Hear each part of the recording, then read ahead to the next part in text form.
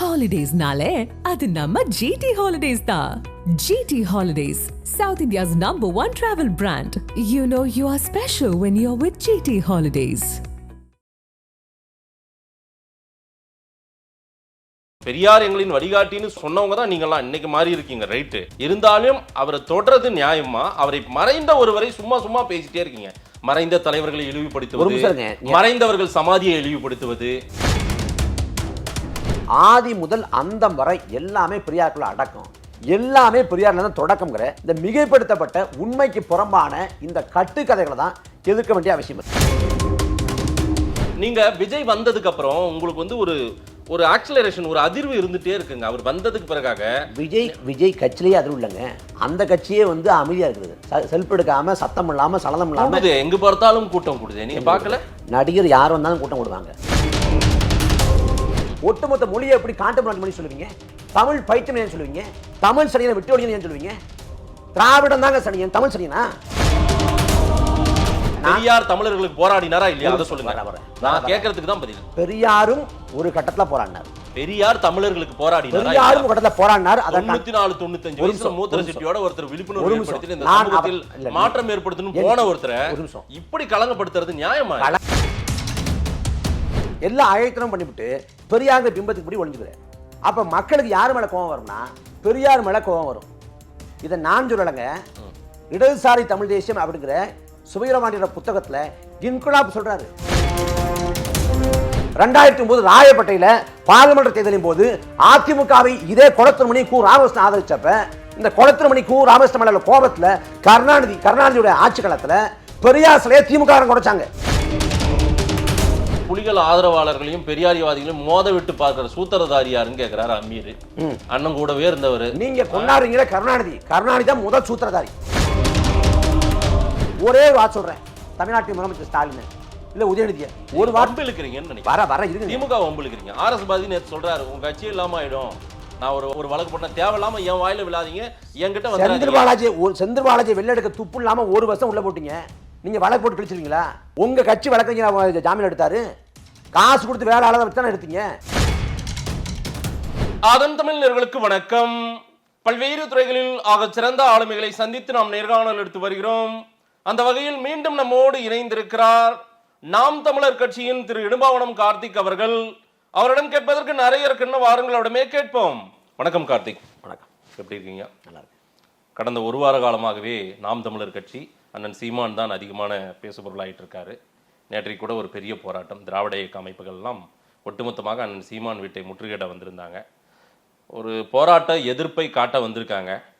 நீங்கள் என்னன்னா பிரியாணி அண்டாவெல்லாம் வச்சுக்கிட்டு பிரியாணி பாட்டு கச்சேரி கொண்டாட்டமாக இருக்கீங்க. வெறுப்பேற்றுறீங்களோ, கோவப்படுத்துறீங்களோ? ஒருத்தர் அவங்க காயப்பட்டதாக உணர்ந்து அங்கே வராங்க, அவங்களுமே அறவழி போராட்டத்திற்காக தான் வராங்க, கோஷம் போட வராங்க. போலீஸார் தடுத்து நிறுத்தி அவங்களுக்கு ஒரு இடத்த ஃபிக்ஸ் பண்ணி கொடுக்குறாங்க. நீங்கள் அவங்கள வெறுப்பேற்றுறது இது மறுபடியும் சீண்டி பார்க்குற மாதிரி இல்லையா உங்களுக்கு? நேற்றைய நாள் பொறுத்த வரைக்கும் ஒரு மகிழ்ச்சியான நாள் அப்படின்னு சொல்லலாம். ஏன்னா உறவுகளை உண்டு கூடி மகிழ்ச்சியாக வந்து உணவருந்தி அங்கே பாட்டு பாடி ஒரு களிப்போடு முடிஞ்ச நாளாக தான் இருந்துச்சு. நாங்கள் அவங்கள வெறுப்பேற்றுற நோக்கத்தில் இல்லை, அவங்க வெறுப்பானாங்கன்னா நாங்கள் அதுக்கு பொறுப்பேற்க முடியாது. இல்லை, இது நியாயமா? முதல்ல சொல்லுங்கள் பார்க்கலாம். என்னங்க அநியாயமாக இருக்குது? நாங்கள் பாட்டு பாடினா நாங்கள் சாப்பிட்டா அவங்களுக்கு என்ன பிரச்சனை?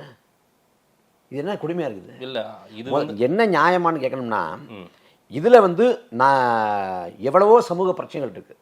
இவங்க பெரியாரியவாதிகள், நாங்கள் பெண்ணியவாதிகள், நாங்கள் சமூக நீதிக்காக போராடுறோம், சாதி ஒழிப்புக்காக போராடுறோம் அப்படின்னா, பெரம்பலூர் மாவட்டத்தில் வந்து மணிகண்டங்கிற ஒரு இளைஞன், அவன் வந்து சாதிய வன்கொடுமையை புகார் கொடுத்த பிறகு அவனை காவல்துறை அழைச்சிட்டு போய் காவல்துறை முன்னிலையிலேயே கழுத்தறுத்து சாதியவாதிகள் வந்து கொலை செய்கிறாங்க. ஒரு பச்சை படுகொலை, சாதியவாத படுகொலை காவல்துறை முன்னிலையில் நடக்குது. அந்த படுகொலைக்காக நீதி கேட்டு போராட்டம் பண்ணுறாங்களா? அதுக்காக முற்றுகை போராட்டம் செய்கிறாங்களா? அதே போல் பார்த்தீங்கன்னா வேங்கவேலில் வந்து 2 ஆண்டாயிடுச்சு, இன்னைக்கு வரைக்கும் நீதி கிடைக்கல. இந்த அமைப்பு முறை மேலே, ஆட்சி அதிகார அமைப்பு முறை மேலே வந்து வேங்கவேல் கிராமத்து மக்கள் வந்து நம்பிக்கை இழந்துட்டாங்க, கடந்த மாதிரி வாக்கே செலுத்தலை. அப்போ வேங்கவேல் மக்களுக்கான நீதியை கேட்டு இந்த பெரியாரியவாதிகள் போராட்டம் பண்ணாங்களா? இங்கே புதுக்கோட்டை பக்கம் வந்து ஒரு சமூக ஆர்வலர் வந்து கனிமூல கொள்ளைக்கிறதுக்காக போராடியதுக்காக வாகனத்தை விட்டு ஏற்றி கொலை செய்யப்பட்டிருக்கார். திட்டமிட்ட பச்சை படுகொலை. அந்த படுகொலைக்கு எதிராக நீதி கேட்டு இவங்க போராட்டம் பண்ணாங்களா? சாதிவாரி கணக்கெடுப்பு சமூக நீதிக்கான ஒரு அடித்தளம். பீகாரில் நடத்தப்பட்டிருக்கு, இன்னும் பல்வேறு மாநிலங்கள் நடத்தப்பட்டிருக்கு. அங்கே எல்லாம் வந்து சாத்தியப்படுது. தமிழ்நாட்டிலேயே சாதிவாரி கணக்கெடுப்பு நடத்தல அப்படின்னு இந்த பெரியாரியவாதிகள் வந்து போராட்டம் பண்ணாங்களா? இல்ல, பெரியாரியவாதிகள் என்ன பண்ணணும்னு நீங்க டிக்டேட் பண்ணுங்க. அதே போல நீங்க என்னத்தையாவது பண்ணிட்டு போங்க, பெரியாரையா தொடறீங்க அப்படின்றது தான் உங்களுடைய முடிச்சறேன். சாதி ஆணவ கொலைகளுக்கு தனிச்சட்டம் சொல்லிட்டீங்க. சாதி ஆணவ கொலைகளுக்கு தனிச்சட்டம் வேணும்னு கோரிக்கை வைக்கிறோம். ராஜஸ்தான்ல ஏற்றிருக்காங்க, தமிழ்நாட்டில் ஏற்றல அப்படின்னு கோரிக்கை வச்சு இவங்க போராட்டம் பண்ணாங்களா? இந்த பெரியாரியவாதிகள்லாம் இல்லை. அண்ணா பல்கலைக்கழக மாணவிக்கு நீதி கேட்டு அதுக்கு பின்புலத்தக்கது யாரு, ஞானசேகரனை யார் வந்து பின்னாடி இருந்து அவனுக்கு முதுகெலும்பாக இருந்தது, அது தொடர்ந்த நியாயத்துக்காக அவங்க போராட்டம் பண்ணாங்களா? முற்றுகை போராட்டம் செஞ்சாங்களா? இல்லை. வெட்டி வேலை ஒரு 32 அமைப்போ 22 அமைப்போ சொன்னாங்க. ரொம்ப சின்ன கூட்டம் கூட சொல்ல முடியாது, ரொம்ப குறைவான ஆட்கள். 3000 பேருக்கு மேல கூடியிருக்காங்க. 3000 பேருக்கு மேல கூடிட்டாங்க. நம்பணும். 3000 பேருக்கு வந்து 3000 பேருக்கு மேல கூடியிருக்காங்க. அது சொல்லிட்டு போவாங்க, காசா பணமா அடிச்சு விட வேண்டியதுதான். சரி, அவங்க வந்து ஒரு குறிப்பிட்ட எண்ணிக்கையை சொல்றபடி கூட இல்லை, ரொம்ப குறைவான எண்ணிக்கை தான். 300 பேர் கூட இருக்க மாட்டாங்க. பெரியார் தமிழ்நாட்டின் ஐகான். யார்? தமிழ்நாட்டினுடைய ஒரு முகமாக, தமிழ்நாட்டின் ஒரு போராளியாக, பெரியார் எங்களின் வழிகாட்டின்னு சொன்னவங்க தான் நீங்களாம். இன்னைக்கு மாறி இருக்கீங்க, ரைட்டு.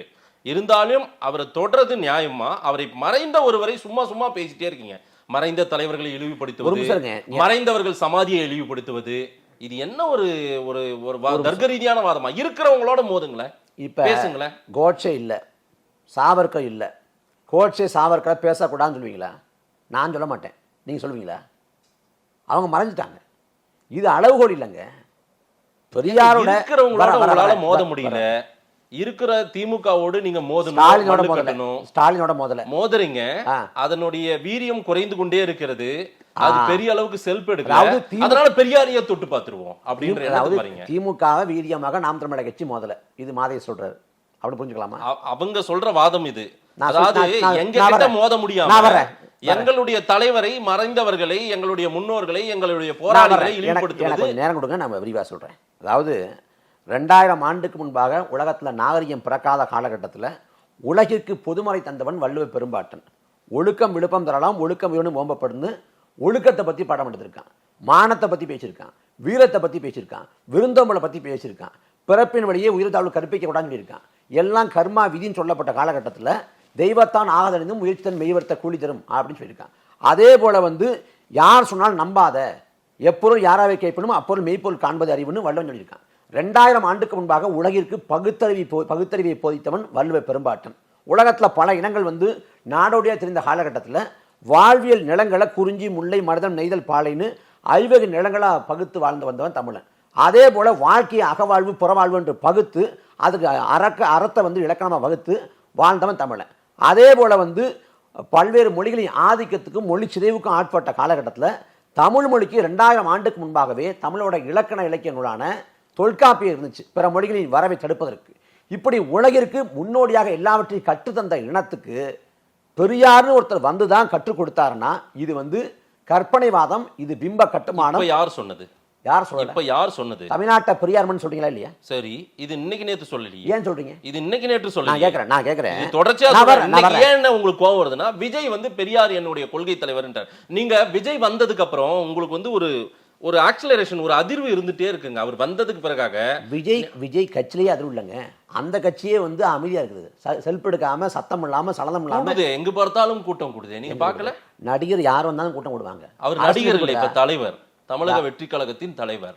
எங்கேயாவது அதாவது மக்கள் பணிக்கு பெருசாக பண்ணியிருக்காரா?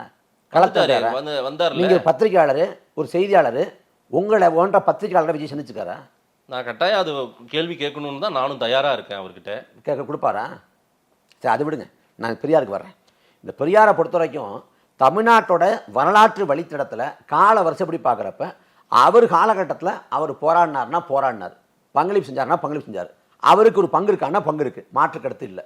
நாங்கள் அதை வந்து நாங்கள் புறந்தரலை, அதை மனிதப்படுத்தவோ கொச்சைப்படுத்தவோ எதுவும் செய்யலை. ஆனால் என்ன பிரச்சனை இன்னைக்கு நான் வரேன், என்ன பிரச்சனைனா மிகைப்படுத்தி ஆதி முதல் அந்தம் வரை எல்லாமே பெரியாருக்குள்ள அடக்கம், எல்லாமே பெரியார்ல தான் தொடக்கம்ங்கிற இந்த மிகைப்படுத்தப்பட்ட உண்மைக்கு புறம்பான இந்த கட்டுக்கதைகளை தான் எதிர்க்க வேண்டிய அவசியம். 2010 வரைக்கும் அண்ணன் சீமானுக்கு இதெல்லாம் தெரியலையா? என்ன வரலாற்றை மீள் வாசிப்பு செய்கிறோம் நாங்கள், அவரோட கருத்துக்களை திறனாய்வு பண்ணுறோம். இப்பதான் நம்ம உள்வாங்கிக் கொள்ள முடியும். இல்லைங்க, திறனாய்வு பண்ணீங்க ரைட்டு. 2010க்கு முன்னாடி என்ன வரலாறு இருந்ததோ பெரியாரை பற்றி, பெரியாரை 2010க்கு பிறகும் அதே வரலாறு தான். புதுசா யாராவது புத்தகம் இருக்காங்களா என்ன?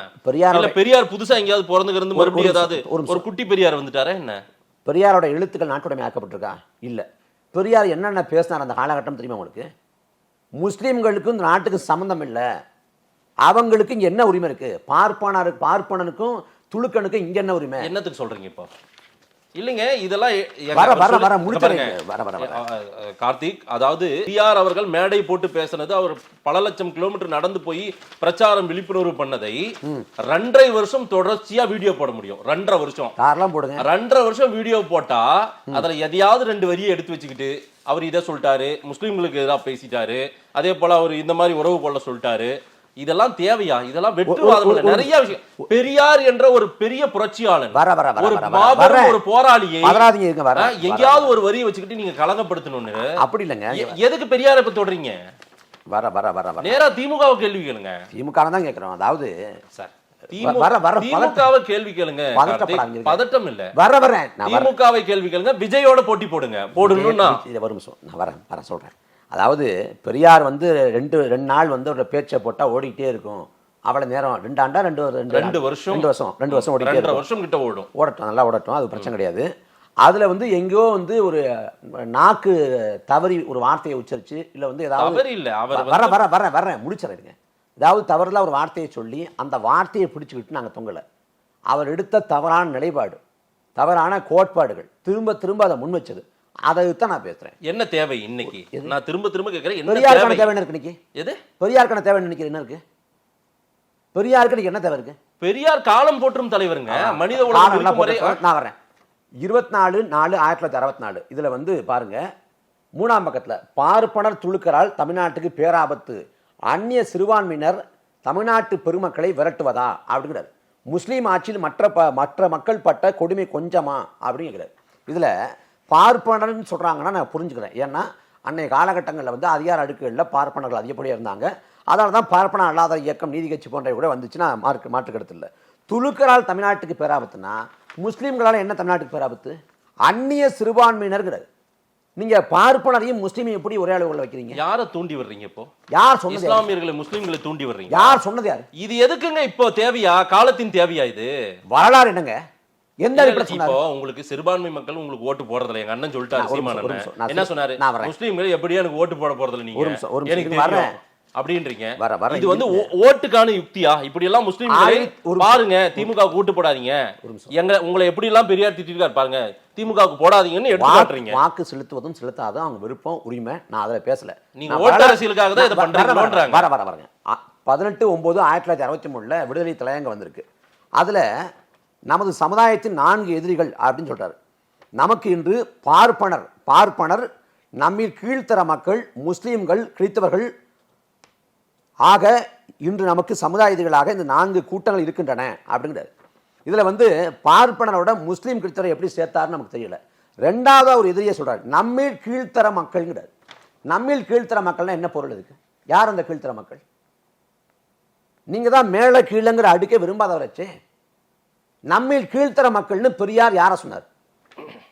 இல்ல ஒட்டுமொத்தமா படிக்கலாமா? பெரியார் அந்த கூட்டத்தில் பேசியதுதான் விடுதலையில பதிவாயிருக்கும்.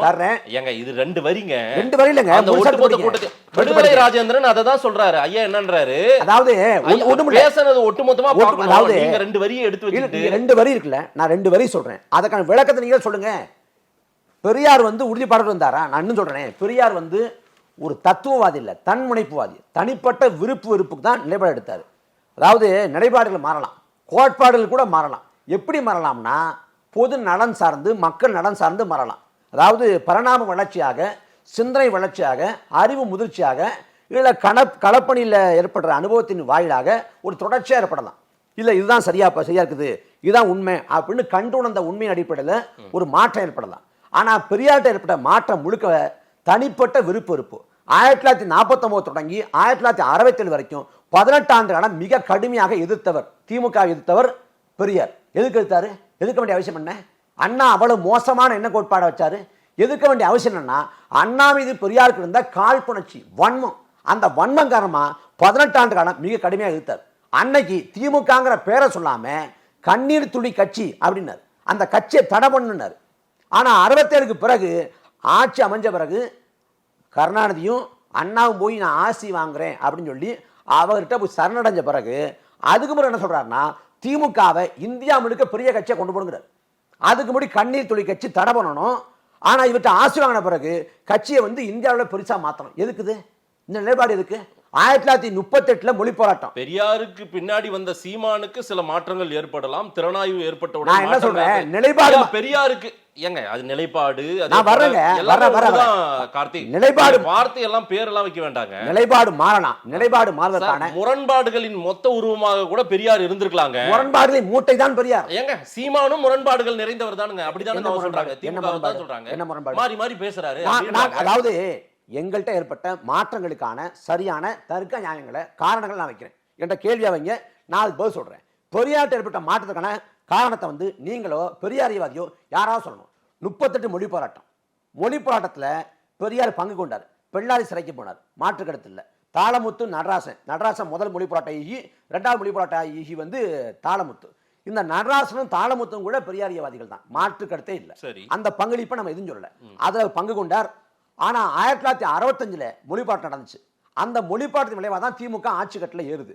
அந்த 1965 மொழி போராட்டத்தில் பெரியார் எடுத்த நிலைப்பாடு என்ன? இந்த காளிகளை சுட்டுக் கொள்ளாம விட்டு வச்சிருக்கீங்க. போலீஸ் கையில் எதுக்கு துப்பாக்கி? முத்தம் கொடுக்கவா? காளிகளின் கோர தாண்டவம்னு அன்னைக்கு மொழி போராட்டத்தில் பங்காற்றிய அத்தனை பேரையும் பெரியார் பயன்படுத்திய வார்த்தை, விழிப்பதற்கு பயன்படுத்திய வார்த்தை காளிகள் அப்படிங்கிற வார்த்தை தான். திராவிடத்தினர் தான் கடைசியா வந்து மொழி போரில் உயிர் தியாகம் செய்தவர்கள் திராவிடர்கள் தான் உயிர் தியாகம். யார் முதல் மொழி போராட்ட ஈகி? 1960 முதல் மொழி போராட்ட ஈகியார் கீழப்பழு சின்னசாமி. சரி, கீழப்பழு சின்னசாமி குறித்து விடுதலை இதில் என்ன வந்து தெரியுமா? 1964 வந்திருக்கு செய்தி. தீக்குளித்த சின்னசாமி யார் அப்படின்னு வந்திருக்கு. தீக்குளித்த சின்னசாமி யார், கிடைத்துள்ள உண்மை தகவல்கள் அப்படின்னு வந்திருக்கு. இதில் என்ன சொல்லப்படுதுன்னா, பிப்ரவரி 10 64 தெரியாது தெரியல, இவர் வந்து ஈகம் பண்ணல, கடன் தொல்லையால செத்து போனாரு அப்படின்னு சொன்னது மட்டும் இல்லாம கீழப்பழு சின்னசாமியின் சாதியை சொல்லி முதலியார் வாழ் அப்படின்னு குறிப்பிட்டிருக்கு. கீழப்பழு சின்னசாமியின் அந்த ஈகத்தை கடன் தொல்லை சாவு என்று கொச்சைப்படுத்தியது பெரியார் ஈவரா. அது மட்டும் இல்லாம முதலியார் வாழ் அப்படின்னு சாதியை சொல்ல வேண்டிய அவசியம் என்ன? சாதியை சொல்றீங்க, அப்ப நோக்கம் என்ன? அந்த மொழி போராட்டத்தில் 38 மொழி போராட்டத்தில் நீங்க பங்கெடுத்த காரணம் வந்து காங்கிரஸ் வீழ்த்த. 65 மொழி போராட்டத்தில் பங்கெடுக்காத காரணம் வந்து நீங்களே காங்கிரஸ் பக்கம் போயிட்டீங்க. இல்ல, நீங்க பெரியார படிச்சுட்டு பெரியார் பண்ண தவறுகள், பெரியார் பேசின தவறுகள் எல்லாம் சுட்டி காட்டுறீங்கல்ல. பெரியார் எப்படி பேச்சு நடை, அவருடைய மொழி நடை, அவருடைய வார்த்தை, அவர் வார்த்தை கையாளும் முறை உங்களுக்கு தெரியுமா தெரியாதா? நான் தர்றேன். தெரியுமா தெரியாதா உங்களுக்கு? அது தெரியுமா? பெரியார் அப்படியே பேசி பழக்கப்பட்டவருங்க. வார்த்தையெல்லாம் இப்படிதான். அன்றைய காலகட்டங்கள்ல அன்னைக்கு உங்க தாத்தா பாட்டி உங்க மூதாதையர்கள் அப்படிதான் பேசியிருப்பாங்க. நான் ரொம்ப தெளிவா சொல்றேன். எனக்கு பேச்சு வழக்கு மொழி நடை பிரச்சனை கிடையாது. அதுதான் பேசியிருக்காரு. அவர் முதலியார் வாழ்னு சொல்லி இருந்தால் அன்றைக்கு அந்த மாதிரி கூட ஒரு வழக்காட்டு மொழி. அதாவது சாதிய பேருக்கு முன்னாடி பின்னோட்டாக சேர்ப்பதை அவங்க விரும்புறாங்களா? இல்ல பெரியார வந்து அன்னைக்கு நாயக்கர்னா கூப்பிட்டுருந்தா? பெரியார் புரட்சியாளரே இல்லன்றீங்களா? என்ன சொல்ல வரீங்க நீங்க? பெரியாருக்கு இப்படி டேமேஜ் பண்ணிட்டு உட்காந்துருக்கீங்க. உண்மையா சொல்லுங்க. இருங்க, என்ன தொடங்கிருக்காங்க, என்ன நிறைய இருக்குங்க. இல்ல, நீங்க ஏற்கனவே சொன்னதுக்கே ஆதாரம் காட்டல. இவ்வளவு எடுத்து வச்சு அதுக்கு வரேன். கீழப்பழூர் சொன்னதுக்கு எடுத்தீங்களா? நான் வரேன். நான் சீமான் பேசுனதுக்கு எங்கங்க ஆதாரம்? இதுக்கு வரேன். இத முடிச்சிட்டு அதுக்கு வரேன். இல்லங்க, அதுதான் மெயின். நான் அதுக்கு வரேன். நீங்க ஆபாசமா அருவருப்பா சொன்னதுக்கு ஆபாசம்லாம் இல்ல, நான் சொல்றேன். இதுல வந்து கீழப்பழு சின்னசாமியை கொச்சைப்படுத்தி பேசுறாரு. ஏன்னா அவர் நோக்கம் என்னன்னா, அன்னைக்கு வந்து இந்த 1965 மொழி போராட்டத்தினால பயன்பெற போறது திமுகன்னு தெரிஞ்சுக்கிட்டு திமுகவுக்கு எதிரான அந்த கோபத்தின் காரணமாக மொழி போராட்டத்தை கொச்சைப்படுத்தினவர் இந்த பெரியார் ஈவேரா. நீங்க சொன்னதுக்கு ஆதாரம் என்னன்னா, அதுக்கு நேரடி ஆதாரத்துக்கு முதல்ல விடுதலை வந்து பெரியார் ஈவேரா, அடுத்து ராமசாமின்னு சொல்ல வந்துருவீங்க. ராமசாமி தானே. அதான் பிஜேபி ஆர்எஸ்எஸ் இப்படிதான் சொல்லும். பேர் என்னங்க? பிஜேபி ஆர்எஸ்எஸ் இப்படிதான் சொல்லும். பேர் என்னங்க? இல்ல, இது வரைக்கும் இப்படியா சொன்னீங்க? அவங்க சொல்லிட்டு போடுங்க. அவங்க பேர் என்ன? கார்த்திக். இது சரியான ஒரு அதெல்லாம் நான் தாராளமா சொல்லுவேன். எங்க தலைவர் பிரபாகரனை மேதகு பிரபாகரன் சொல்றாங்களா? தலைவர் பிரபாகரன் சொல்றாங்களா? நான் ஈவேரன் சொன்ன என்ன தப்பு? ராமசாமி சொன்ன என்ன தப்பு? பேரு தானங்க. ராமசாமின்னு சொல்லக்கூடாது, ஈவேரன் சொல்லக்கூடாது, பெரியார்னு சொல்லணும்னா பட்டம் தானங்க, கொடுத்த பட்டம் தானே. இப்போ இது எப்படி பிஜேபி டோன் சேர்க்குறீங்க நீங்க? நான் ஒரு கேள்வி கேட்குறேன். நீதி கட்சி நாட்டு விடுதலைக்காக பாடுபட்டுச்சா? பாடுபடல. ஆர்எஸ் நாட்டு விடுதலைக்காக பாடுபட்டுச்சா? பாடுபடல. காந்தியை பெரியாருக்கு பிடிக்குமா? பிடிக்காது. கோல்வாக்கர் காந்தியை பிடிக்குமா? பிடிக்காது. மொழியை வந்து தமிழ் மொழியை வந்து நீச பாசைன்னவர் சங்கராச்சாரியார், தமிழ் மொழியை காட்டுமிராண்டி மொழி அப்படின்னு பெரியார். ரெண்டும் ஒண்ணா? ரெண்டும் ஒண்ணா? யார் யாரெல்லாம் பயன்படுத்திட்டு இருந்தாங்க தெரியுங்களா? தமிழர் தேவையற்றவர்கள்லாம் பயன்படுத்திட்டு இருந்தாங்க. அதனாலதான் இந்த மொழி இப்படி எல்லாம் பயன்பாடு. ஏங்க, தமிழ் மீதான அவருடைய விமர்சனம் எல்லாம் அன்றைய காலகட்டங்களில் தமிழ் பயன்பாடுன்றது யார் யாரெல்லாம் பயன்படுத்தணுமோ அவங்க பயன்படுத்தல. பயன்படுத்த வேண்டியவர்கள்லாம் ரொம்ப பெரியாரிய கருத்துக்களுக்கு எதிரானவங்க அன்னைக்கு இல்ல நம் சமூகத்துக்கே எதிரானவர்கள்லாம் பயன்படுத்தி இருந்தாங்க. அதனாலதான் இந்த மொழியை பயன்படுத்துறவங்க எல்லாம் இவெல்லாம் இந்த மொழி இந்த மொழியை சரிப்படுத்தணும்னு சொன்னாங்க. எந்த மொழியை பயன்படுத்தி பேசினா? கன்னட மொழியா, தெலுங்கு மொழியா? தமிழ்ல தான் பேசினாரு. அப்புறம் என்ன? நீங்க தமிழ்ல வந்து இலக்கியங்கள் வந்து பிற்போக்குத்தனமா இருக்கு அப்படின்னு வச்சுக்கோமே, ஒரு வார்த்தை வச்சுக்கோ இருக்குன்னா, நீங்க முற்போக்குத்தனமான இலக்கியங்கள் படைக்கப்பட அதற்கான கருத்துருவாக்கம் செய்யணும், அதற்கான வேலைகளை தான் செய்யணும். இலக்கியம் பிற்போக்கா இருக்குன்னா, ஒரு இலக்கியம் பிற்போக்கா இருக்குன்னா ஒட்டுமொத்த மொழியை எப்படி கான்டெம்பரரி மொழி சொல்லுவீங்க? தமிழ் பைத்தியம் ஏன் சொல்லுவீங்க? தமிழ் சனியனை விட்டு ஒழியன் ஏன் சொல்லுவீங்க? திராவிடம் தாங்க சனியன், தமிழ் சனியனா சொல்ல வேண்டிய அவசியம் என்ன? தமிழ் மொழி மீது அவ்வளவு காழ்ப்பு எதுக்கு பெரியா இருக்கு? காழ்ப்பு எதிர்ப்பு கிடையாதுங்க, அதை சரிப்படுத்தணும்ன்றாரு. அங்க சரியெல்லாம் படுத்தல, சரிப்படுத்தணும் தான் சரிப்படுத்தல. நீங்க தான் இப்ப சொன்னீங்கல்ல, இலக்கியம் ஏதேனும் ஒரு பிழைனா அது ஒட்டுமொத்தமா ஏன் மொழி மீது காழ்ப்பு? காழ்ப்பு என்னன்னா அவர் தமிழர் இல்லங்கிற ஒண்ணுதான். பெரியார் தமிழர் இல்ல, தமிழ் இனத்துக்காக போராடி ஒரு தலைவனை போய் தமிழ் இல்ல அது இல்ல என்னங்க இதெல்லாம்? பெரியார் தமிழர் இல்லை என்பதை பெரியார் தமிழர்களுக்கு போராடினாரா இல்லையா அதை சொல்லுங்க. நான் கேட்கறதுக்கு தான் பதில். பெரியாரும் ஒரு கட்டத்துல போராடினார். பெரியார் தமிழர்களுக்கு போராடினார். பெரியாரும் ஒரு கட்டத்துல போராடினார். 94-95 வயசுல மூத்திர சிட்டியோட ஒருத்தர் விழிப்புணர்வு ஏற்படுத்தி இந்த சமூகத்தில் மாற்றம் ஏற்படுத்தணும் போன ஒருத்தரை இப்படி கலங்கப்படுத்துறது நியாயமா? கலங்கப்படுத்தலங்க. தாய்ப்பால் பைத்தியம் அப்படின்னு எழுதியிருக்காரு. யாரு தாய்ப்பால் பைத்தியம்னு? ஐயா பெரியார் ஈவரால் எழுதியிருக்காங்க. அதை சொல்றாங்க, யான் தமிழனும் இல்லை எனக்கு தமிழ் பற்றும் இல்லைங்கிறது. யான் தமிழனும் இல்லை நான் தமிழ் பற்றும் இல்லைங்கிறார். அப்ப தமிழனும் இல்லை தமிழ் பற்று இல்லைன்னா அவரை தலைவராக எப்படி ஏற்க முடியும் என்று நான் கேட்கல, பாவலர் பெருஞ்சத்தனா கேட்டிருக்காரு. இவரால் தமிழ்நாட்டு விடுதலை சாத்தியப்படும்னு எப்படி நம்புறது? ஆனால் நம் சமூகத்துக்காக பாடுபட்ட தலைவனில் பெரியாரை போன்ற ஒரு உயர்ந்த தலைவரை நம்ம பார்க்க முடியாது. பாவலர் பெருஞ்சத்தனார் சொல்லியிருக்காரு. சொல்லியிருக்காருங்க. அது இல்ல நெகட்டிவா ஒரு சில விஷயங்கள் அவர் பற்றியான மாற்று கருத்துடையதை மட்டும் எடுத்து வச்சு பெரியார் வந்து பெரிதுபடுத்துறீங்க. பெரியாரை கலங்கப்படுத்த வார்த்தையை தேடுறீங்க. சுத்தி சுத்தி பேப்பரா எடுத்து பிரிண்ட் ஆதாரத்தை காட்டுறேன். நீங்க ஏங்க சொன்னதுக்கு ஆதாரம் அதுக்கு நான் சொல்றேன். காட்டுங்க. அதுக்கு காட்டுறேன். சீமான் அவர்கள் சொன்னது சீமான் சொன்னதுக்கான ஆதாரத்தை நான் சொல்றேன். நீ நிறைவு செய்ய விடுங்க. அதாவது அந்த நேரடி வரைக்கும் காட்ட மாட்டீங்க. நீங்க என்ன சொல்ல விடுங்க, முழுமையா நிறைவு இல்ல நீங்க அதை காட்டுங்க. அடுத்து நம்ம கேளுங்க. வர்றங்க இருங்க. இல்ல ஆதாரம் இருக்கா இல்லையா? வர இருங்க. நீங்களும் புதிய தலைமுறை நெறியாளர் மாதிரி நடந்துக்க. இல்ல நான் அப்படி நடந்துக்கல. ஒரு நிமிஷம். விடுதலை இதழில் வந்து முழுமையா நாட்டுடையமாக்கினாதான் என்னென்ன செய்திகள் இருக்குன்னு தெரிய வரும். நமக்கு கிடைத்த இல்லாத ஒண்ணு எதுக்கு பேசுறீங்க? ஒரு நிமிஷம் இருங்க. நாங்க வந்து ஐயா சீதை மைந்தன் இருக்காங்க, இன்னும் பல அறிஞர்கள் சொல்லியிருக்காங்க, அங்கிருந்து பாக்குறோம். நேரடி சீதை மைந்தன் பேர் சொல்றீங்க, நான் சொல்லிடுறேன். நான் நிறைவு செஞ்சறேன். கார்த்திக் நீங்க பேசுங்க. கார்த்திக் நான் உங்களோட ஒத்த கருத்து பல நேரங்கள்ல இந்த வாக்கியத்தை சீதை மைந்தனை பத்தி நான் ஒரு வார்த்தை சொல்லிடுறேன். சீதை மைந்தன் பெரியாரை இழிவாக பயன்படுத்தி அதை பற்றியான பிரசுரங்கள்ல பிரஸ்ல போய் அவர் புத்தகம் அடிக்கும் போது அந்த பிரசங்கத்தை சார்ந்தவர் பிரஸை சார்ந்தவர் ஒருத்தர் கேட்டிருக்காரு. இப்பவும் அலைவுல இருக்காரு. நான் வேணா அவரை உங்ககிட்ட கூட்டு வரேன். சீதை மைந்தன் கிட்ட கேட்டான், எதுக்காக பெரியார போய் இப்படி நீ சீமா எழுதி இப்படி எல்லாம் வந்து புத்தகம் போடுறேன்னு கேட்டா, பெரியார பேசினா நான் 1,00,000 பேருக்கு ஈஸியா போய் சேர்ந்துருவேன், பெரியார திட்டினா அப்படின்னு சீதை மைந்தன் அங்க பேசியிருக்காரு. அது அவரோட அரசியலா இருக்கலாம், அவர் நோக்கமா இருக்கலாம். அதுக்கு எனக்கு சம்பந்தம். இந்த மாதிரி ஒரு ஆள் சொன்னதை எடுத்து வச்சுக்கிட்டு அப்படிலாம் கிடையாதுங்க. அவர் மட்டும் இல்லைங்க, இன்னும் பலர் சொல்லியிருக்காங்க. அப்புறம் வந்து பெரியார் ஈவரா சிந்தனைகள்ல வந்து இந்த உறவுமுறை குறித்து ஐயா ஈவராவே சொல்றாங்க. அதில் வந்து உலகத்தில் பல நாடுகள் இருக்கக்கூடிய இந்த உறவுமுறை குறித்து சொல்லி வர்றப்ப கடைசியாக ஒரு 3 பத்தில சொல்கிறாங்க. என்றாலும் கலவியை பற்றிய காரியங்களுக்கு பாவ புண்ணியம், கடவுள் தண்டனை, மானம் என்பவைகள் பொருத்தம் ஆகும்படியாக இவ்வித குறிப்பிட்ட ஒரே மாதிரியான முறையும் கண்டுபிடிக்க முடியாமல் இருந்து வருகிறது என்பது மேற்கட்ட விஷயங்களால் கருத வேண்டியிருக்கிறது. இந்த உறவுமுறை சம்பந்தம் கலவி சம்பந்தம் மாத்திரமில்லாமல் மற்றும் மனித ஒழுக்க சம்பந்தமான பல காரியங்களிலும் பாவ புண்ணியம் நிர்ணயிக்கவோ நன்மை தீமை நிர்ணயிக்கவோ முடியாமல் இதுபோலவே தேசத்துக்கு ஒரு முறை, மதத்துக்கு ஒரு திணுசு, வகுப்புக்கு ஒரு மார்க்கம், சாதிக்கு ஒரு மார்க்கம் என்பதாகத்தான் இருந்து வருகிறது.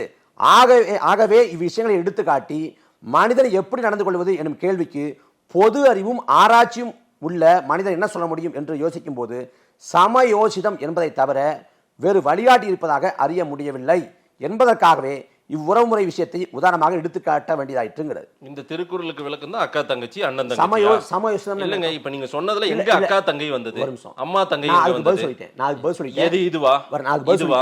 இதுக்கு விளக்கம் அது இல்ல, இது மறைபொருள். நேரடி பொருள் ஏங்க நேரடியா எங்க சொல்லிருக்காங்க? வர இருங்க இல்ல உங்ககிட்ட ஒரு நிமிஷம் இல்ல, நீங்க இல்லைன்னா உங்க கருத்து, என் கருத்து இல்ல, என் நிலைப்பாடு இல்ல. அதுக்கு நேரடிய சான்று வந்து பின்னாடி பலர் சொல்றதை சொல்றோம். அதை தாண்டி நேரடி ஆதாரம்னா விடுதலை வந்து நாட்டுடைமையாக்கப்படணும், வெளில வைக்கப்படணும், வச்சாதான் நம்ம எடுக்க முடியும். முத விஷயம். ஆனா அதுக்கு முடியும். அதை படிச்சவங்க அங்கேருந்து வாதிச்சவங்க அதை சொல்றாங்க.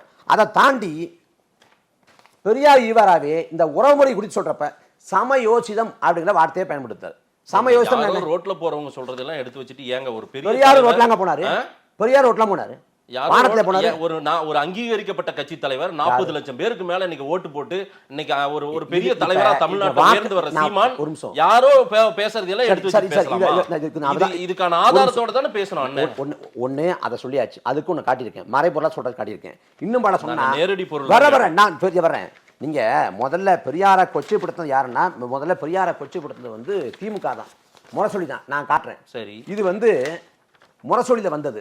பெரியார் தூக்கல தொங்கின மாதிரி போட்டுருக்கு. ரைட், யார் போட்டது? யாரும் மறுக்கலையே. முரசொலி பெரியார் வந்து அவங்க என்ன சொல்றாங்க தெரியுமா? வரேன் வாடகைக்கு விடுறாங்க, தன்னை வாடகைக்கு விடுறாரு பெரியார்னு சொல்லி அப்படி காட்டும் போட்டுருக்காங்க.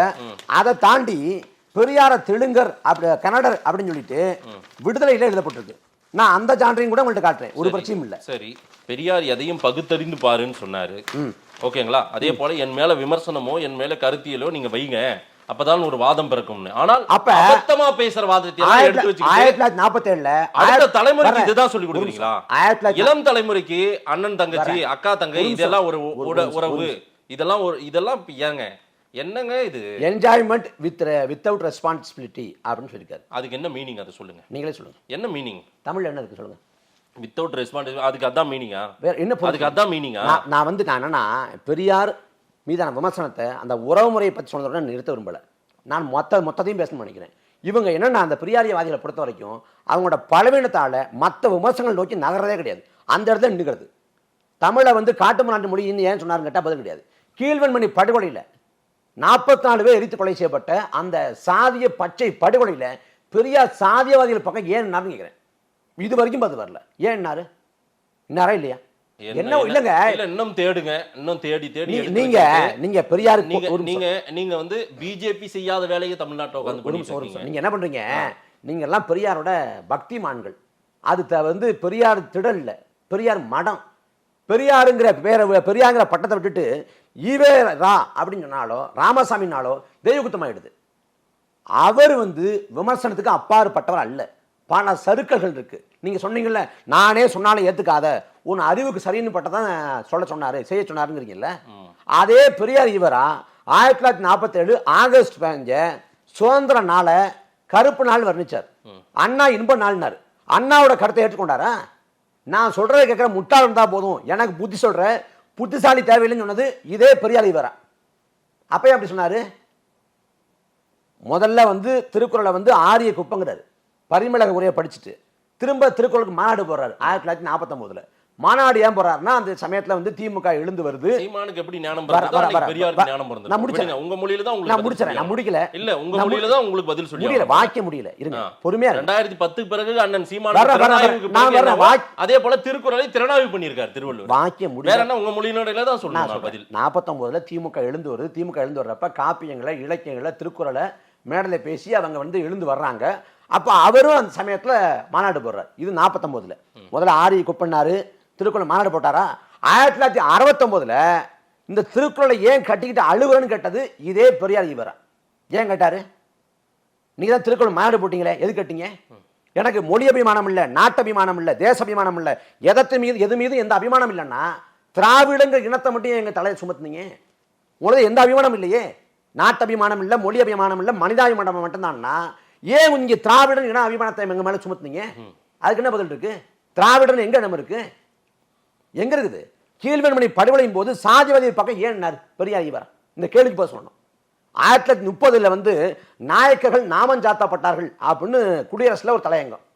என்னன்னா காங்கிரஸ் வந்து கவுண்டர்களுக்கு வாய்ப்பு கொடுத்துச்சு, ஆனா வந்து நாயக்கர்களுக்கு வாய்ப்பு தரல. நாயக்கர்களுக்கு வாய்ப்பு தராதவங்க விட்டாங்க.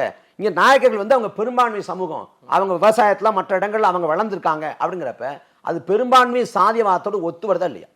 இது 30களில் 60களில் வந்து கீழ்வன்மணி படுகொலை 30 இதே பெரியார் வந்து பெரியார் காலத்தில் பெரியார் சொன்னது ஒண்ணு மாற்றி மாற்றி பாருங்க, இப்படி வரலாறு மாறி இருக்கு. திருக்குறளுக்கு மாநாடு எடுத்துருக்காரு, அதுக்கப்புறம் பெரியார் திருக்குறளை திட்டிருக்காரு. இந்த மாதிரி விஷயங்கள் எல்லாம் வந்து ஒவ்வொன்றா எடுத்துக்காட்டுறீங்களா?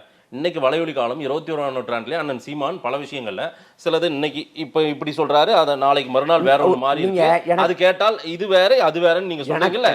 நீங்க ஒரு நான் என்ன சொல்றேன், சப்பை கட்டு மாதிரி இருக்குல்ல. நீங்க ஒரு கேள்வி கேளுங்க, ஒரு நிமிஷம் நிலைப்பாடு ஏன் மறுக்கும் கேளுங்க, அதற்கான தர்க்கத்தை நான் வைக்கிறேன். நான் சொல்றேன், தெளிவான காரணம் நான் முடிச்சிடறேன்.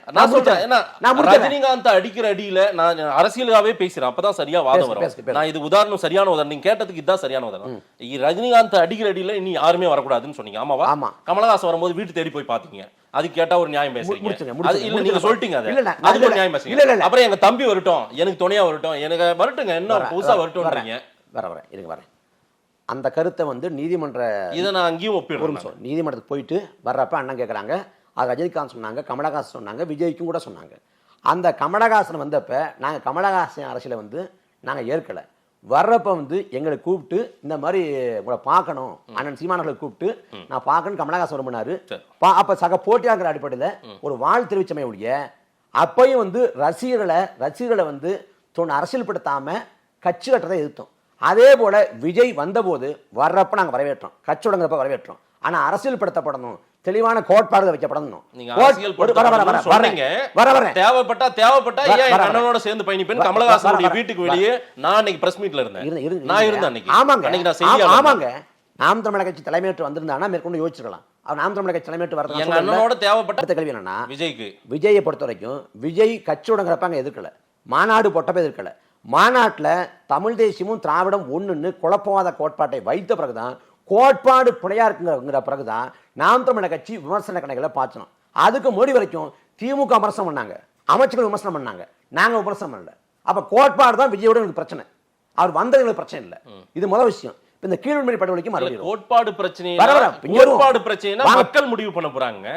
நீங்க பெரியாரை வேற யாரும் தொடக்கூடாதுன்றது என்ன? இது அடுத்து யாருமே பேசக்கூடாது, தொடக்கூடாது என்ன புரியல. விஜய் பெரியார் என் கொள்கை தலைவர் சொன்னது அவர் விருப்பங்க. அப்ப இருந்தா கோவங்க உங்களுடைய. இல்ல பெரியாரை இன்னைக்கு டேமேஜ் பண்ண காரணமே நீங்க விஜய் சொன்னதுனால. கடந்த ஆண்டு மூக்கையா தேவரோட நினைவஞ்சலி நடந்துச்சு. அதுல முத்துராமலிங்க தேவரை பத்தி பேசுறப்ப அவர் சொத்துக்களை வந்து நாட்டு மக்களுக்கு கொடுத்தாரு அப்படின்னு சொல்றப்ப, சொத்துக்காக திருமணம் பண்ணாருன்னா போராளியா முதலாளியான்னு அண்ணன் சீமான் கேட்டாங்களா இல்லையா? அவர் விஜய் கட்சி தொடங்கினாரா, அரசியலுக்கு வந்துட்டாரா? அப்பயும் பெரியார் மேல விமர்சனம் வைக்கணும். பெரியார விமர்சன பார்வை தாங்க நாங்கள் ஏற்றுக்கிட்டோம் நான் கடந்த காலத்தில். இப்போ பெரியாரை வழிகாட்டு நிலையில வச்சிருந்தோம், அதுவும் தேவையில்லைன்னு தோணுது.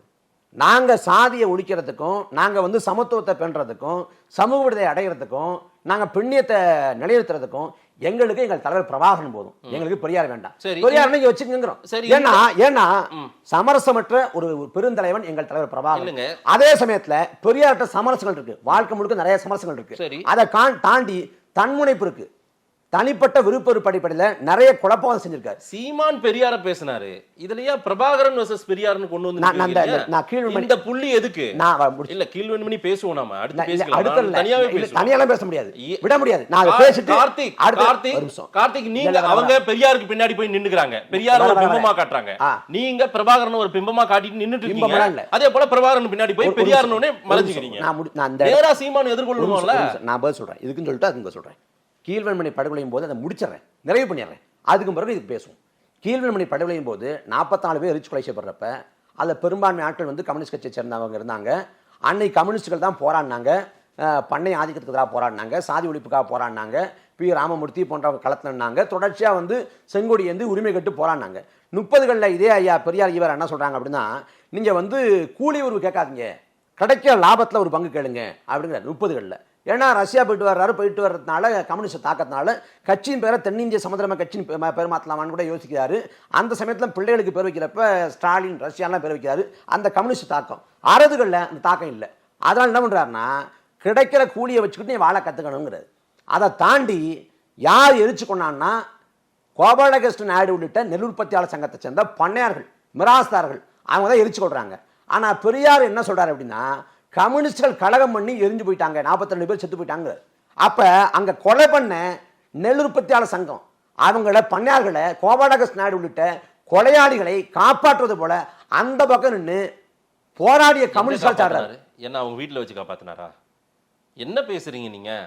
நேரடியா கேள்விங்க. இல்லங்க, அந்த பக்கம் நின்னாரு, அதுக்காக கருத்து தெரிவிச்சாருன்னு சொல்லுங்க. அவர் வீட்டுல வச்சு காப்பாத்தின மாதிரி நீங்க சொல்றீங்க. நான் என்ன சொல்றேனே, கோபாலகிருஷ்ண நாயுடுவும் பெரியாரும் அதுக்கு முடி ஒரே நிகழ்வுல பங்கெடுத்திருக்காங்க, ஆதாரம் இருக்கு.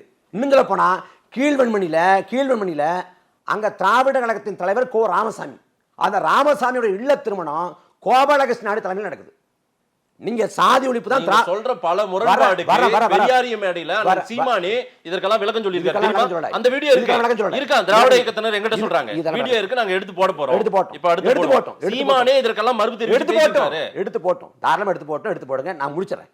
அந்த கீழ்வன்மணியில கோ ராமசாமிங்கிற திராவிட கழகத்தோட தலைவரோட திருமணம் கோபாலகிருஷ்ண நாயுடு தமிழ் நடக்குது. சாதி ஒழிப்பு தான் திராவிட கழகத்தின் பிரதான நோக்கம். சாதி ஒழிப்பு பேசிய திராவிட கழகம் சாதிய பேருக்கு இப்படி பின்னோட்டா வச்சிருக்கக்கூடிய கோபாலகிருஷ்ண நாயுடு தலைமையில் ஏன் திருமணம் பண்ணாங்க?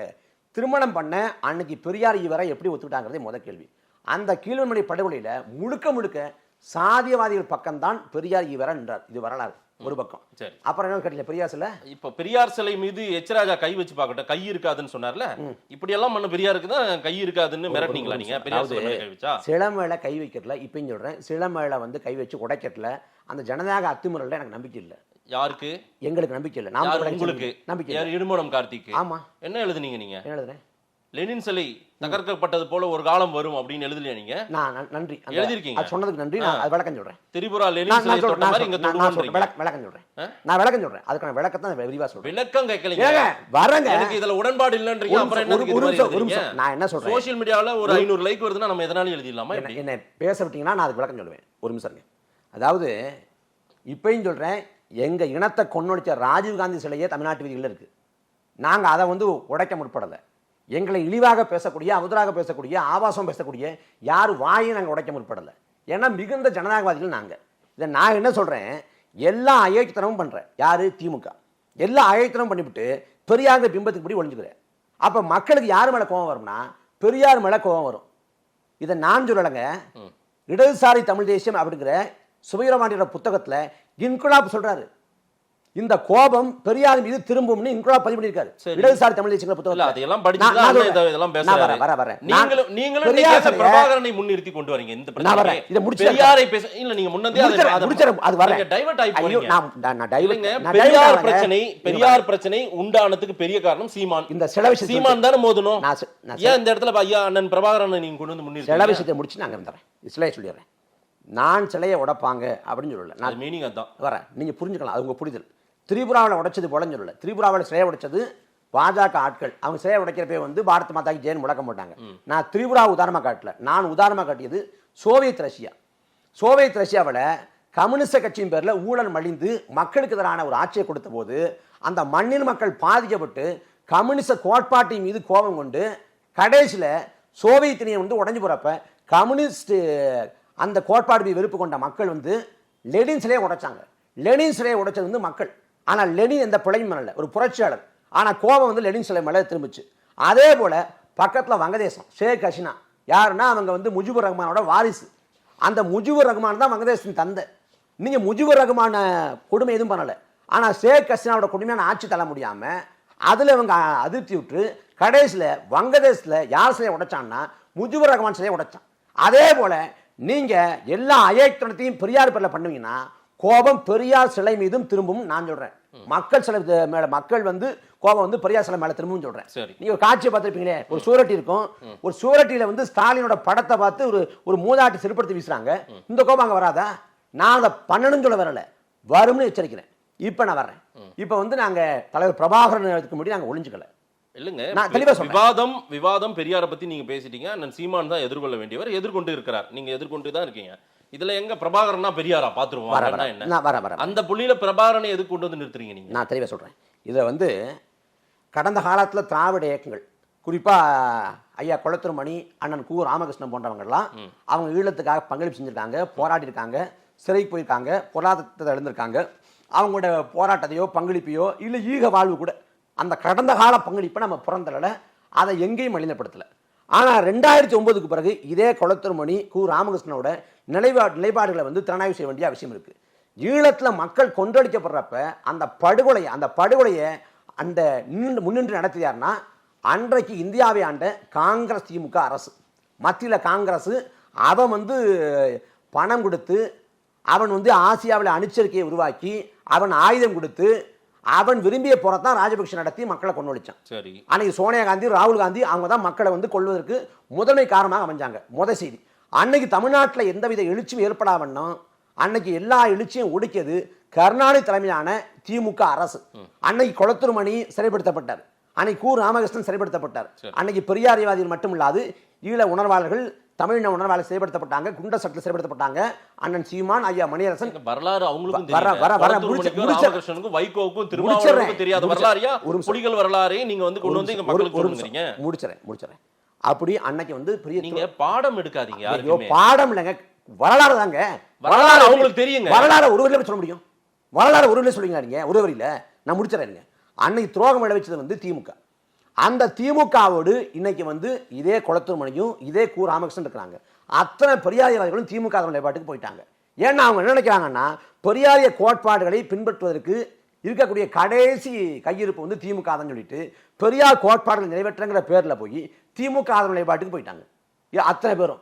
அப்போ ஈழ இனப்படுகொலைக்கு துரோகம் பண்ண, அந்த இனப்படுகொலையும் போது இது துணை நின்ன இந்த துரோகிகளை மறந்துட்டாங்க. அவ பெரியாரா பிரபாகரனா வர்றப்ப அவங்க வந்து பெரியார் பக்கம் நின்ட்டாங்க.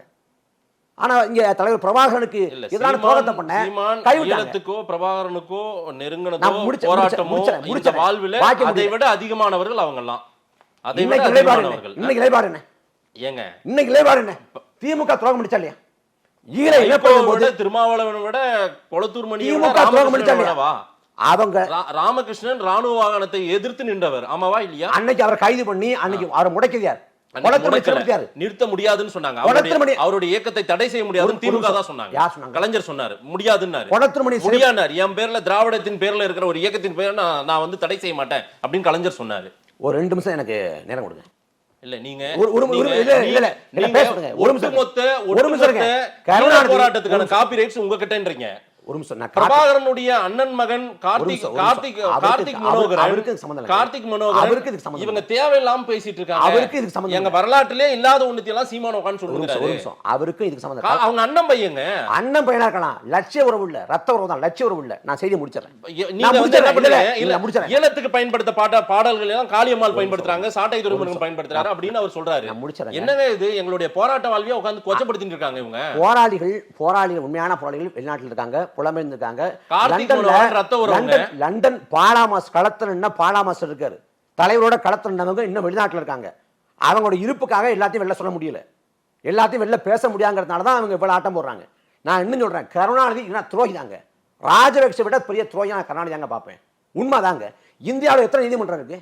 எந்த நீதிமன்ற வளாகத்துக்குள்ள காவல்துறையை விட்டு வழக்கறிஞர்களை அடிச்சு மண்டையை உடைச்சு இந்த கொடுமை இந்தியாவில் அங்கே இருந்துச்சு? தமிழ்நாட்டில் முத்துக்குமார், கடலூர் தமிழ்வேந்தன், புதுக்கோட்டை பாலசுந்தரம், பள்ளப்பட்டி ரவி, சீர்காழி ரவிச்சந்திரன் 18 தமிழர்கள் தீக்குளி சேர்ந்து போனப்ப அது காதல் தோல்வி, கடன் தொல்லை, குடும்ப தகராறுன்னு அத்தனை சாவையும் மூடி மறைச்சது யாரு?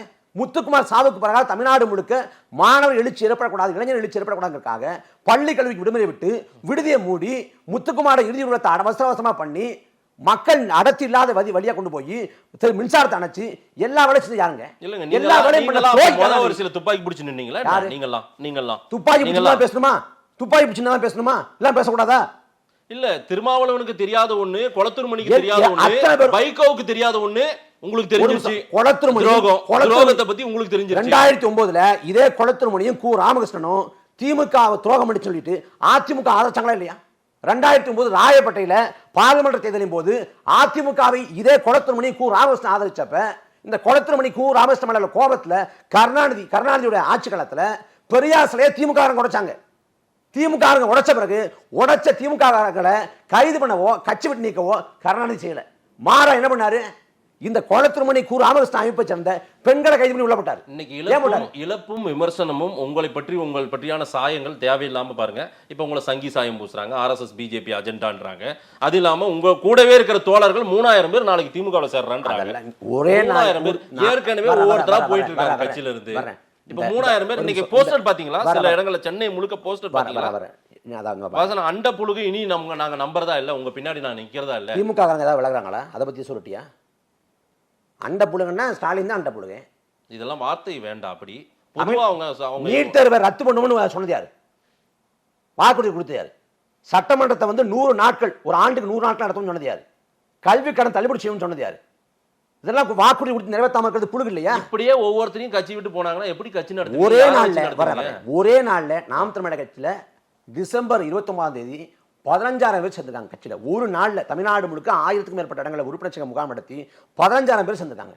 ஒரே நாள்ல ஒரு கட்சியில 15000 பேர் சேர்வாங்கன்னா இந்த கட்சிகளை உள்ளாற்றல் இருக்கு. 3000 பேர் போனா 3 லட்சம் பேர் கட்சிக்குள்ள விளையாடுவாங்க. அவ்வளவு வலிமை இருக்குது. அதனால நான் இங்க இப்படி பாருங்களேன், புலிகளையும் பெரியாரியவாதிகள், புலிகள் ஆதரவாளர்களையும் பெரியாரியவாதிகளையும் மோத விட்டு பார்க்கிற சூத்திரதாரி யாருன்னு கேட்கிறாரு அமீர். அண்ணன் கூடவே இருந்தவர். நீங்க கொண்டாடுறீங்களா கருணாநிதி தான் முதல் சூத்திரதாரி. கருணாநிதி எப்படி ஏத்துக்கிறீங்க? அண்ணன் அமீர் படிக்கட்டும், வரலாற்றை படிக்கட்டும். அமீர் உங்களுக்கு பெரியார் பிடிக்கல, நீங்க வேலைக்கு போங்க, எங்களுக்கு பெரியார் நீங்க எதுக்கு அதாவது நீங்க எல்லாம் வேலைக்கு போயிடுங்க. அதுதான் பெரியாரனுடைய களங்கங்கள் எல்லாம் விலகி செல்றதுக்கு வாய்ப்பு. நாங்க பெரியாரை பிடிச்சி தொங்கல, நாங்க பெரியார் இடத்துக்கு போய் முட்டுக்கு போராட்டம் பண்ணல. அவங்க தான் எங்க வீட்டுக்கு வந்து முட்டு போராட்டம் பண்றாங்க. இல்ல இன்னும் பேசுவேன், இன்னமும் நான் அடிப்பேன். இது ட்ரைலர், இதெல்லாம் என்ன நாட்டுல வேற எவ்வளவோ பிரச்சனை இருக்குங்க, அதெல்லாம் எடுத்து பேச அதெல்லாம் விட்டுட்டு எங்க முட்டு போராட்டம் செய்றாங்க. 15 நாள் நீங்க பிரச்சனையா இது நாட்டுல? இதை பிரச்சனை ஆக்குறீங்க. முதல்ல மறைந்தவர்களை தொடர்றதே ஒரு வழக்கம். நான் ஸ்டார்டிங் கேட்ட கேள்வி, மரணம் யாரையும் புனிதப்படுத்தாது. மரணம் யாரையும் புனிதப்படுத்தாது இல்லைங்க. 3 ஆண்மகளுக்கு பின்னாடி ஒரு நடுவுல ஒரு பெண்மகள் படுத்துட்டு இருக்கான்ற சொன்னதெல்லாம் ஒரு இதெல்லாம் ரொம்ப கொச்சையான. இப்படியே போயிட்டே இருந்தா இது ஆபத்தான ஒரு விளைவுகளை போக்கும்ன்றாங்க. இது மாதிரி பேசலாம். அதுக்கு நான் ஏற்கனவே உங்கள்ட்ட பதில் சொல்லிட்டேன், இருந்தாலும் மறுபடியும் பதிவு பண்றேன். அது சொன்னது தவறான நோக்கத்தில் இல்ல, நீங்க தவறா புரிந்து கொள்ளப்படுகிறது. இதுதான் அர்த்தம். இரட்டை அர்த்தத்துல பேசுற மீனிங். இரட்டை அர்த்தம் எல்லாம் பேச திமுக மேடங்க. ஏங்க நாங்க இரட்டை அர்த்தங்க, இது இரட்டை அர்த்தம். நான் சொல்றேன், நேரடி போல் சொல்றேன். இது யார் பார்த்தா சின்ன பசங்க கிட்ட, ஒரு 10 வயசு பையன் கிட்ட சொன்னா கூட இது அபத்தம் சொல்றேங்க. நான் சொல்றேன், திராவிட சுடுகாடுங்கிறீங்க. திராவிட சுடுகாட்டுல அண்ணா யார் சொன்னது? யார் சொன்னது திராவிட சுடுகாடுன்னு? நாங்க தான் சொல்றோம். திராவிட சுடுகாடு தான் அது. சரி, இடுகாடு வச்சுக்கலாமா? திராவிட இடுகாடு. புதைக்கப்பட்ட இடத்துக்கு பேர் என்னங்க? புதைக்கப்பட்ட இடத்துக்கு பேர் என்ன? கார்த்திக், இது வந்து உணர்வுகளை, மக்களை வந்து தட்டி எழுப்பி நீங்க தேவையில்லாம எதிரில் நிக்க வச்சுக்கிறீங்க. பக்கம் 35 லட்சம் பேர் ஓட்டு போட்டிருக்காங்க. 36 லட்சம். ஈரோடு கிழக்குல நீங்க இப்ப என்ன சாதிக்க முடியும் சொல்லுங்க? இதெல்லாம் பேசிட்டு அங்க போறீங்களே. பெரியார் பிறந்த மண்ணில் இதெல்லாம் பேசிட்டு நம்மளால ஏதாவது இப்ப வேற போட்டிக்கு அங்க வந்து நீங்க மட்டும் தான் இருக்கீங்க. வரேன், நான் முடிச்சேன். உங்களால என்ன சாதிக்க முடியும் சொல்லுங்க? 11000 ஓட்டு வாங்குனீங்க முன்ன. பெரியாருக்கும் வாக்கரசுக்கும் தொடர்பே இல்லைங்க. புரிஞ்சுக்கங்க. நாங்கள் அங்கே சொன்னது என்னன்னா, திராவிட இடுகாடுங்கிறப்ப 2 திராவிட தலைவர்களுக்கு மத்தியில் ஒரு ஆரிய பெண்மணி இருக்காங்க. அப்போ என்ன ஆச்சு திராவிடம் அப்படின்னு தான் கேட்குறோம். அவ்வளோதான் என்னுடைய அது தப்பான பதில் இல்லை. 3 ஆம்பளைங்களுக்கு மத்தியால ஒரு பெண் அண்ணன் சீமான் வந்து எப்பயும் மேடையில் அப்படிலாம் பேச மாட்டாங்க. இப்படி பேசியிருக்காரு, அப்படிலாம் வீடியோவே இருக்கு. அதாங்க, இந்த பொருளை பேசலங்க, நீங்கள் தப்பாக பொருள் புரிஞ்சுக்கிறீங்க. அப்புறம் ஈரோட்டுக்கு வரேன். ஈரோட்டில் வந்து இப்போ என்ன பெரியார் விமர்சிச்சுட்டு அங்கே பேசினா நீங்க இவ்வளோ வீராவசனம் பேசுறீங்கல்ல, ஈரோடு கிழக்குல தெரிஞ்சிடும் என்னன்ட்டு. இப்போ கடந்த 11000 ஓட்டு வாங்குனீங்க. ஒரு நிமிஷம், கடந்த முறை 15000 20000 தொட முடியுமான்னு கேக்குறாங்க. இப்போ கடந்த முறை ஈரோடு கிழக்குல வந்து ஈவிகே சிலங்கோனுக்கு ஓட்டு கட்டப்ப என்ன சொல்லி ஓட்டு கட்டாங்க? பெரியார் கோட்பாடுகளை ஏற்று நிற்கக்கூடியவர், பெரியாரின் பேரண்டியா ஓட்டு கட்டாங்க. ஈரோடு கிழக்கு நீங்க களத்துக்கு வந்தீங்க. எனக்கு ஒன்னே ஒண்ணுதான், இவ்வளவு நேரம் பேசுங்களேன். ஈரோடு கிழக்குல வாக்கு காசு தரப்படல, பரிசு பொருள் தரப்படல. இந்த சட்டப்படி 40 லட்சம் ஒரு சட்டமன்ற தொகுதிக்கு செலவு பண்ணலாம் தேர்தல் ஆணையம் வச்சிருக்க விதிப்படி 40 லட்சம் தான் செலவு பண்ணாங்க. விதிமுறை இல்லை, காசு கொடுக்கல. பெரியார் கோட்பாடுகள் சொல்லி தான் அவங்க வெற்றி பெற்றாங்க சொல்லுங்க. நான் அதோட மௌனிச்சிடறேன்.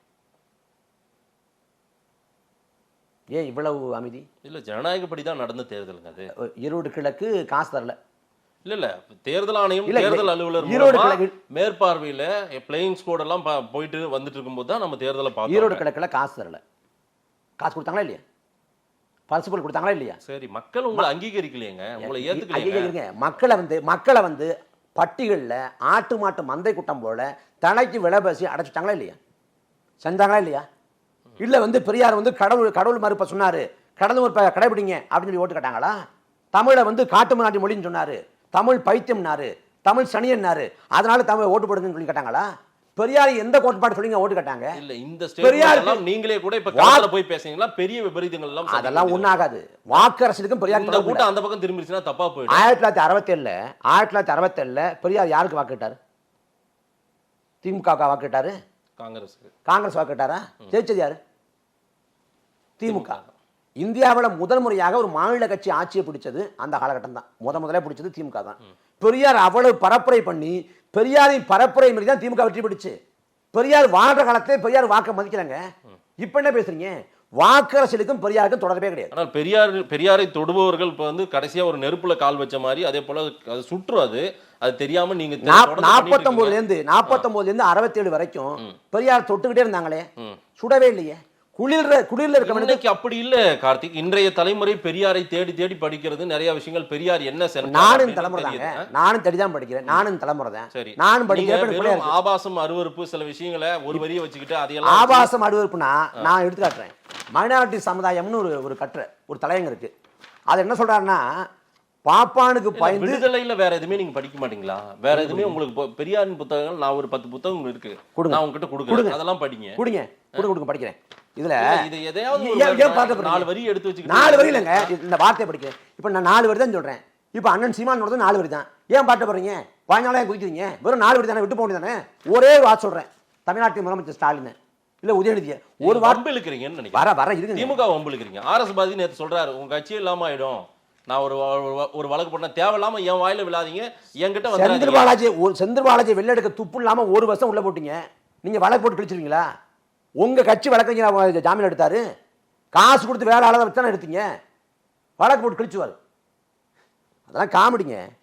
நான் இப்படியே தான் பேசிட்டு இருக்க போறேன். ஒரு நிமிஷம் இப்படியே தான் போதும். நீங்க நிறைய வரலாறு, அதாவது பெரியாரின் நெகட்டிவான, பெரியாரை பற்றியான எதிர்மறை கருத்துக்களை மட்டும் தான் பேசணும்ன்றது உங்க திட்டமிட்டு இப்ப சீமான் அவர்கள் உங்களை உருவாக்கிட்டாரு. தினம் என்னென்ன இருக்கு தேடு எடு அப்படின்னு. ஆனா ஒரு ஆதாரத்தை கேட்டா ஏன் மூடி மறைக்கிறீங்க?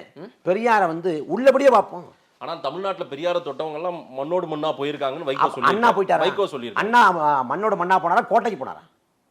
49 67 வரைக்கும் என்ன பண்ணாரு? பெரியார் மேல வழக்கு போட்டாரா இல்லையா? பெரியாரை கொச்சப்படுத்தி முரசொலியில் காட்டும் போட்டாங்களா இல்லையா? எங்க போனாங்க?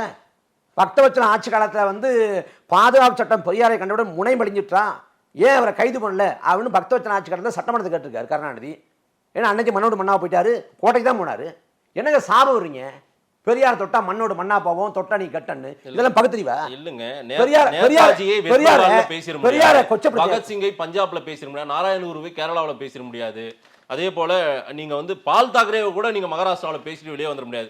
தமிழ்நாட்டில் அவங்க வந்து அவ்வளவு ஜனநாயகப்படி இருக்கோன்றாங்க. அவங்க நாங்க கருத்தியெல்லாம் மோதணும்னு நினைக்கிறோம். பெரியார் பேரோட ஈவே ராமசாமி நாயக்கர்னு ஆந்திராவில் படத்தை வெளியிட்ட போது அந்த பட வெளியீட்டு விழா நிகழ்வுக்கு போனது வீரமணியும் ஸ்டாலினும். காலம் முழுக்க சாதி ஒழிப்புக்காக பேசினாரு, போராடினாரு, பங்களிப்பு செஞ்சாரு, பாடுபட்டாருன்னா அவருக்கு பேருக்கு படி பின்னோட்டாக ஈவே ராமசாமி நாயக்கர்னு பேரை போட்டு ஆந்திராவில் படத்தை விட்டப்ப வீரமணியும் ஸ்டாலின் எப்படி கலந்துட்டாங்க? ஏன் எதிர்க்கல? அண்மையில் ரகுபதி பேசினாரே, அண்ணாவுக்கு பெரியாருக்கு வந்து முன்னோடியே ராமருங்கிறார். ராமர் வந்து புராண இதிகாச கதாபாத்திரம். ஆனால் பெரியார் வாழ்ந்து மறைந்தவர். நீ புராண இதிகாச கதாபாத்திரத்தை வந்து வாழ்ந்து மறைந்தவருக்கு முன்னோடின்னு எப்படி சொல்லலாம்னு ரகுபதி வீட்டை முட்டுக்கிட்டாங்களா? ரகுபதி சொன்ன கருத்தெல்லாம் பெரியார் சொல்லி ஏற்கிறாங்களா? என்ன கூத்தா இருக்குது? நீங்க இப்படியே பேசிட்டு இருக்கிறதுனால உங்களுக்கான சறுக்கல்கள், உங்களுக்கான ஒரு எதிர்வினைகளை மக்கள் வந்து ஓட்டு போடும் போது கொடுத்துட்டாங்கன்னா அது பெரிய பின்னடைவை சந்திக்க போறீங்க. மக்களுக்கு சம்பந்தம் இல்லை. இது அறிவு தளத்தில் நடக்கிற வாதம். இதுக்கு மக்களுக்கு சம்மந்தம் இல்லை. மக்கள் வந்து இருக்கத்தான் செய்யறேன். இதுக்கு அதுக்கு சம்மந்தமே கிடையாது. அதனால போட்டு குழப்பிக்க தேவையில்லை. வாக்கரசலுக்கு தொடர்பே இல்லை. வாக்கரசலை மையப்படுத்தி இந்த விளங்கி இல்லை. இது அறிவுலகத்தில் நடக்கக்கூடிய ஒரு வாத பதிவாதம். கருத்து மோதல். இதோட நிறுத்துறீங்களா இல்ல இப்படியே போயின்னு தான் இருப்பீங்களா நீங்க? இதுதான் நான் நாட்டில் வேற எதுவும் மக்கள் பிரச்சனை பேச மாட்டீங்க. மக்கள் பிரச்சனை நாங்க போராடுறோம். திராவிட கழகம் போராடுதா? அண்ணா பல்கலைக்கழக மாணவிக்கு நாங்க போராடுறாங்க. இதே புத்தகங்காட்சி வாசல் ஏதாவது நல்லது செய்யுங்க, மக்களுக்கு ஏதாவது மாறட்டும். அண்ணாமலை கூட போய் டங்ஸ்டனுக்காக ஏதோ பேசி எல்லாம் டங்ஸ்டனுக்காக அருட்டாப்பட்டி பக்கத்துல வளைய அந்த அவர் பக்கத்தில் ஒரு ஊரில் பேசினப்ப, நான் பேசினப்ப தகராறு பண்ணது திமுகங்கிறாங்க. அல்டாபிட்டில் போய் இந்த டங்ஷன் வரவிட மாட்டோம்னு பேசுறது நாம் தமிழர் கட்சி. அண்ணன் சீமான் முடி பேசினாங்க, களத்தில் பாடுபட்டாங்க. நல்ல விஷயங்களை முன்னெடுங்க, மக்களுக்கு நல்லது. திமுக பார்த்து சொல்லுங்க. திமுக பார்த்து இனியும் நம்ம மறைந்தவர்களை எடுத்து வச்சு பேசணும்னா மறைந்தவர்கள் சொல்லாதீங்க. மரணம் யாரையும் புனிதப்படுத்தாது. மக்கள் கிட்ட இருந்து அந்நியப்பட்டுருவீங்கன்றதான் பலருடைய பார்வையா இருக்குது. நாங்க மக்கள்கிட்ட சேர்ந்துட்டு இருக்கிறோங்க. மக்கள் எங்களை ஏற்கிறாங்க. மக்கள் தான் சொல்ல போறாங்க. இப்போ கட்டாயம் சொல்லட்டும். நேரில் வந்து நேரம் கொடுத்து பேசுறதுக்கு நன்றி திரு கார்த்திக். நன்றி.